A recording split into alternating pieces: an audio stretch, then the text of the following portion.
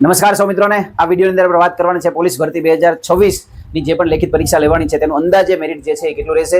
2025 ની જે પોલીસ ભરતી થઈ છે તેના આધારે આપણે આ ભરતીનું મેરિટ જે છે તેની થોડી ચર્ચા કરવાની છે। તો આવો મિત્રો આપણે વિડીયોની શરૂઆત કરીએ।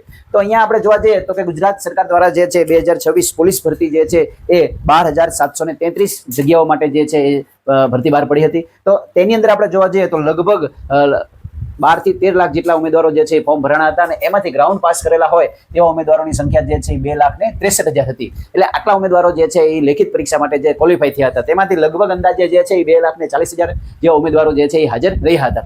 હવે આ ભરતીની અંદર આપણે જોવા જઈએ તો કે મેરિટ જે છે એ ઊંચું રહેવાની શક્યતા કેમ છે ગઈ ભરતી કરતા જે છે, તો તેની આપણે ચર્ચા કરીએ તો પેપર જે છે એ એકદમ લેવલનું હતું। ગઈ વખતની આપણે જોવા જઈએ તો મેથ્સ અને રીઝનિંગનું જે છે જે પોર્શન જે છે થોડો હાર્ડ હતો અને આ વખતે જોવા જઈએ તો એક જે છે એક લેવલ પ્રકારનું હતું। એટલે એના કારણે જે છે થોડું મેરિટ જે છે ઊંચું રહેશે ગઈ ભરતી કરતા જે છે। બીજું જોવા જઈએ તો ઉમેદવારો જે છે એની સંખ્યા પણ વધારે હતી, એ પણ ગઈ ભરતી કરતા થોડી સંખ્યા જે છે એ વધારે હતી। હવે કદાચ આ ભરતીનું મેરિટ જે છે એ શેના કારણે નીચું જઈ શકે તો એની આપણે જોવા જઈએ તો કે આ વખતે જે ભરતી આવી છે ત્વરિત ભરતી આવી છે। હમણાં 2025 ની ભરતી ગઈ અને તાત્કાલિક જે છે 2026 માં જે છે નવી ભરતી બહાર પાડવામાં આવી, એનું ગ્રાઉન્ડ પણ લેવામાં આવ્યું અને તરત ને તરત જે છે એ છઠ્ઠા મહિનાની અંદર 14 તારીખે જે છે એની પરીક્ષા લેવાની। એટલે ગઈ 16/6/2025 માં જે પરીક્ષા લેવાની હતી અને ત્યારબાદ તરત એક વર્ષની અંદર એટલે કે 14/6 વળી પાછી નવી ભરતીના ફોર્મ ભરાઈ ગયા। 12 મહિનામાં જાહેરાત આવી, દોડ પણ જે છે એ અહીંયા જાન્યુઆરીની અંદર જે છે દોડ પણ જે લેવામાં આવી ને અહીંયા તરત ને તરત જે છે આપણે જોવા જઈએ જેવી દોડ પૂરી થઈ એટલે તરત અહીંયા આપણે વાત કરીએ તો કે લેખિત પરીક્ષાનું જે છે આયોજન પણ જે છે એ છઠ્ઠા મહિનાની અંદર કરવામાં આવ્યું હતું।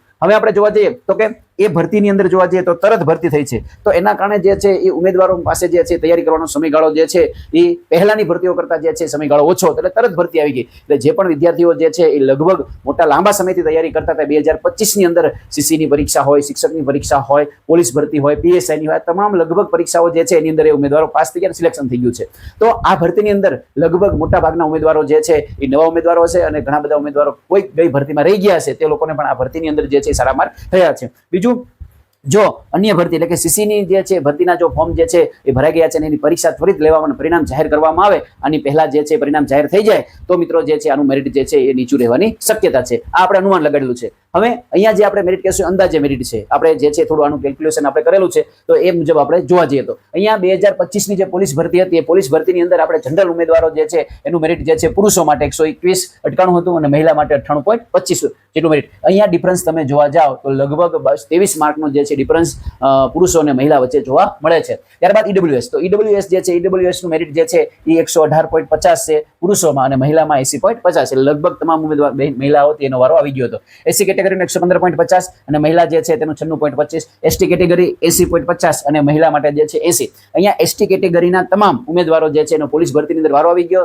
અહીંયા જોવા જોઈએ તો મહિલા માટેની જગ્યાઓ ખાલી રહી હતી, જેટલી પણ મહિલાઓ જે છે એસટી કેટેગરીમાં સમાવેશ થાય છે એ પાસ થઈ હતી, તમામનો વારો આવી ગયો હતો, બિન હથિયારીની અંદર જ વારો આવી ગયો હતો, બાકી હથિયારીની જગ્યાઓ જે છે ખાલી રહી હતી। અહીંયા એસસીબીસી કેટેગરી, તો એસસીબીસી તમામ કેટેગરી જે છે ઈડબ્લ્યુએસ, એસસી અને એસટી આ ત્રણ તમે કેટેગરી કરતા જે છે એ એસસીબીસી કેટેગરીનું મેરિટ જે છે ઊંચું જાય છે। એનું મુખ્ય કારણ એ જ છે મિત્રો જોવા જઈએ તો આવી પોલીસ ભરતીની અંદર સૌથી વધુ કેન્ડિડેટો જે હોય તો એસસીબીસી કેટેગરીના ઉમેદવારો હોય છે। આપણે અગાઉના વિડીયોની અંદર તમે જોશો તો એની અંદર આપણે શિક્ષક ભરતી માટેનું જે છે એક એનાલિસિસ પણ કરેલું છે। દરેક તમે જુઓ તો એ ભરતીની અંદર જે છે એ તમે જોશો તો લગભગ 100 ફોર્મ ભરાણા હોય એમાંથી 58% ફોર્મ જેટલા એસસીબીસી કેટેગરીના ઉમેદવારોના ફોર્મ હોય છે। એટલે આ કેટેગરીની અંદર ઉમેદવારોની સંખ્યા જ વધારે હોય છે, ઉમેદવારોની સંખ્યા વધારે હોવાથી એનું મેરિટ જે છે એ પણ ઊંચું રહે છે। અહીંયા પુરુષો માટે 120.25 હતી અને મહિલા માટે જે છે 98.00 જે છે એનો સમાવેશ થાય છે।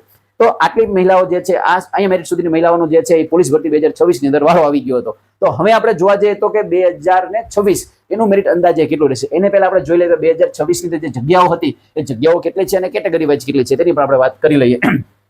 જનરલની જે છે એ 5,408 જગ્યાઓ જે આવી છે, ઈડબ્લ્યુએસ ની જે છે એ 1356 ટકાવારીની દ્રષ્ટિએ જોઈએ તો 10.65%, એટલે આની આપણે ટકાવારી કાઢી છે। કુલ જગ્યાઓ જે 12,733 છે એમાં જનરલની જે છે 42.47 છે, એસસી કેટેગરીની જે છે એ 869 6.82% છે, એસટી કેટેગરીની 1911 જે છે 15% જે છે સીટો ફાળવેલી છે અને ઈડબ્લ્યુએસ ની જે છે 3189 જગ્યા 25.05 જે છે, એટલે અહીંયા જે છે એ જગ્યાઓ મુજબ ફાળવેલી છે। આની અંદર પણ શિક્ષક ભરતીની અંદર તમે જોવા જાઓ તો એની અંદર જે છે એ પણ જગ્યાઓમાં અનામત મુજબ જે છે એ ક્યાંક જોવા મળતું હોતું નથી, તો ત્યાં રોસ્ટર જે છે મુજબ લાગુ પડે છે અને રોસ્ટર જિલ્લા વાઇઝ હોય છે। અહીંયા તો જિલ્લા વાઇઝ કોઈ રોસ્ટર હોતું નથી, પણ આગળની ભરતીની અંદર જે જગ્યાઓ ખાલી રહી હોય છે એના આધારે કદાચ બનાવતા હશે, એટલે આ મુજબ જે છે એ આપણને અહીંયા અનામત મુજબ જગ્યાઓ ફાળવેલી છે. હવે આપણે જોવા જઈએ અંદાજે મેરિટ જોવા જઈએ તો કે 2026માં ક્યાં સુધીના ઉમેદવારો જે છે એનો વારો આવી શકશે, આપણે એક અનુમાન લગાડેલો છે.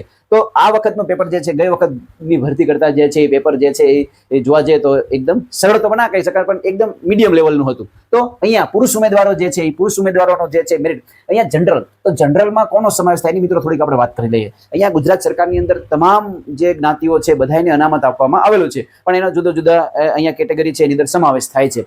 અહીંયા જોવા જઈએ તો કે જે SCBC કેટેગરી અને EWS કેટેગરી, તો એની અંદર એક આવકની મર્યાદા રાખેલી છે. તો એ આવકની મર્યાદા જે છે એ રાખેલી છે. અહીંયા તો જો કે ક્લાસ 3માં નોકરી કરતા હોય તો આવકની મર્યાદા પણ જે છે લાગુ પડતી નથી.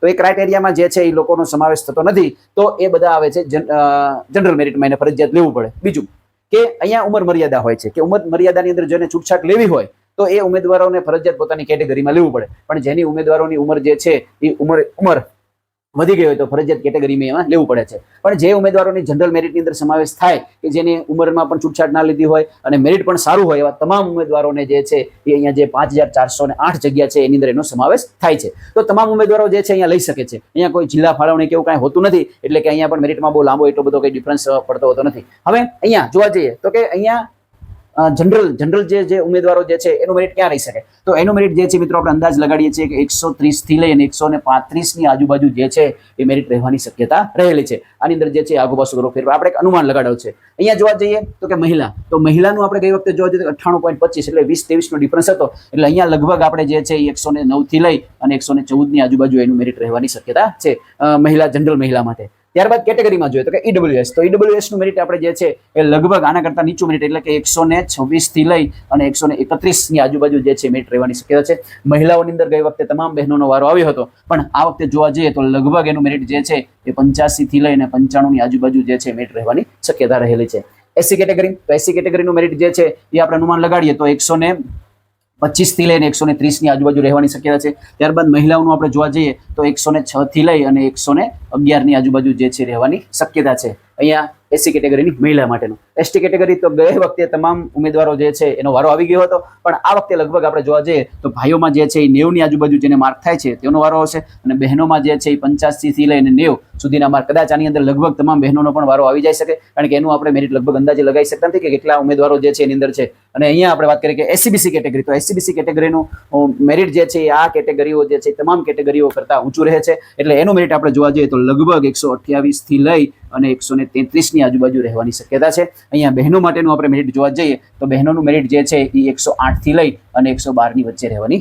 શક્યતા રહેલી હોય છે. તો આ એક મેરિટ આપણે ગઈ ભરતીને આધારે અનુમાન લગાડ્યું છે અને પેપર જે છે એનું એનાલિસિસ કરી અને આપણે જાણ્યું છે કે આટલું જે છે એ મેરિટ રહેવાની શક્યતા છે. કદાચ આની અંદર જે છે એ આપણે, કારણ કે આ વખતના ઉમેદવારો આપણે જોવા જઈએ તો લગભગ મોટાભાગના ઉમેદવારો જે છે એ અગાઉની ભરતીમાં કોઈ થોડાક માર્ક માટે રહી ગયેલા હોય, અને મોટાભાગના ઉમેદવારો 2025 ની અંદર ઘણી બધી ભરતીઓ આવી એની અંદર સમાવેશ થઈ ગયો છે. એટલે આ વખતે ઘણા બધા ઉમેદવારો નવા આપણને જોવા મળે છે. તો એ ઉમેદવારો જે છે એના કારણે પણ થોડુંક મેરિટ જે છે એમાં ફેરફાર થઈ શકે છે. ઓકે મિત્રો, તો આ વિડીયો તમને કેવો લાગ્યો ચોક્કસથી કોમેન્ટ બોક્સની અંદર જણાવજો, અને આવા જ બીજા વિડીયો જોવા માટે ચોક્કસથી મારી ચેનલને સબસ્ક્રાઇબ કરજો. અગાઉ પણ આપણે જે છે પોલીસને કેટલો પગાર મળે છે તેનો પણ એક વિડીયો બનાવેલો છે. વેરિફિકેશનમાં જે ડોક્યુમેન્ટની જરૂર પડે છે SCBC કેટેગરીના ઉમેદવારો માટે તેનો પણ એક વિડીયો બનાવેલો છે. ચોક્કસથી તમે મારી YouTube ચેનલમાં જોવા મળશે. અસ્તુ, જય હિન્દ, જય ભારત.